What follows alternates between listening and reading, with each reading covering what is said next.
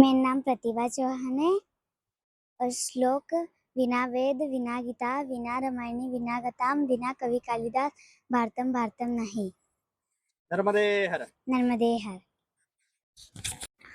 आताच या चिमुकलीने आपल्याला जो श्लोक म्हणून दाखवला, खरंच खूप चांगला श्लोक आहे. काय म्हटलंय? विना वेदम विना गीताम विना रामायणे कथाम विना कवी कालिदासम भारतम भारतम नाही.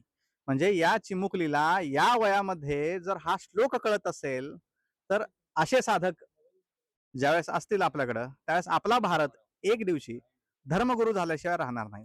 काय अर्थ या श्लोकाचा? 4 स्तंभ सांगितलेले आहेत बघा.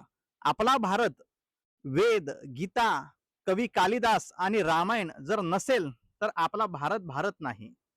खूप छान श्लोक आहे. रामकृष्णारी नर्मदे हर. हे सर्व या ठिकाणी यांना शिकवलं जातं. शिकवलं तर सगळ्यांना बरोबरच जातं. निसर्ग सगळ्यांना बरोबरीने शिकवतो.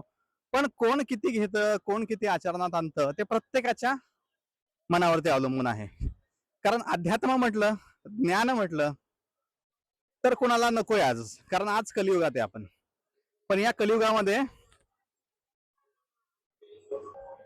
आता भेटलेली ही जी चिमुकली साधक होती त्या साधकासारखे अनेक आहेत की जे या मार्गावरती आहेत आणि खरंच ते आपल्या भारताला एक वेळा धर्मगुरू बनवल्याशिवाय राहणार नाहीत. रामकृष्णारी नर्मदे हर.